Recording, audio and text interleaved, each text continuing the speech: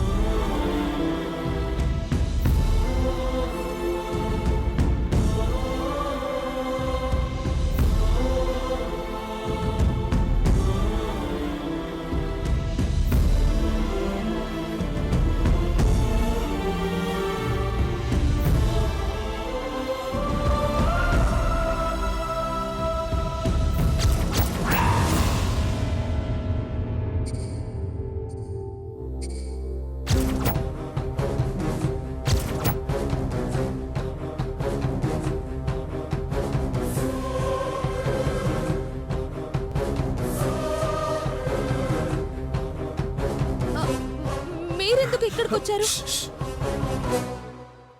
నీతో మాట్లాడాలి వరదని. ఇక్కడికి ఎందుకు వచ్చారు? నాన్న చూస్తే ఏమైనా ఉందా? ప్లీజ్ మీరు వెళ్ళిపోండి, ప్లీజ్ వెళ్ళండి. ఒక్కసారి మాట్లాడి వెళ్ళిపోతాను.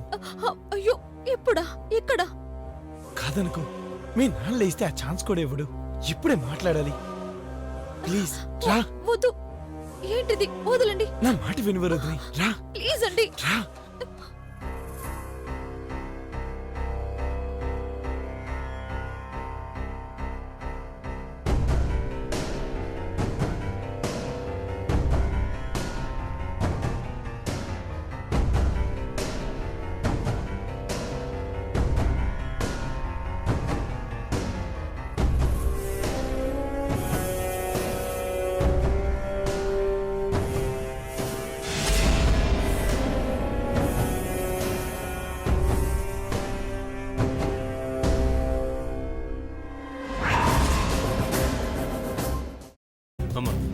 అలాంటి వాళ్ళది నిజమైన ప్రేమ కాదు, అది వ్యామోహం.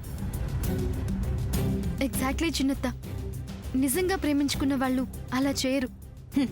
ఎంత మనసు విరిగిపోతే కన్న కూతుర్ని పట్టుకొని మా దృష్టిలో చచ్చిపోయా ఉంటుందా తల్లి? అది సరే అమ్మా, తన కూతురుతో తన మాట అనేటప్పుడు ఆమె మాటల్లో వ్యథా, కళ్ళల్లో బాధ గమనించావమ్మా? పెద్దబాబుకు బర్త్డే విషెస్ చెప్పు కూడా వెళ్ళాం కదా. ఊరికే ఎలా కాలిపోతుంది? మంట పెడితేనో పడితేనో తగలబడుతుంది.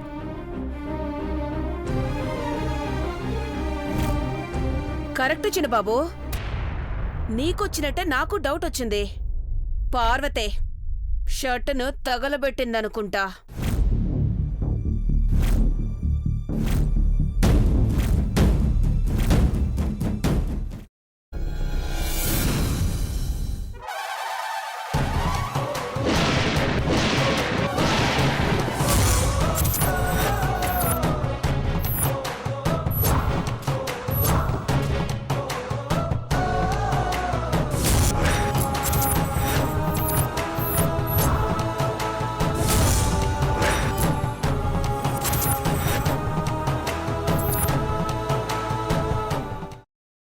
తర్వాత పొట్టు తీసేసి చాప్ చేసి పక్కన పెట్టుకోవాలి.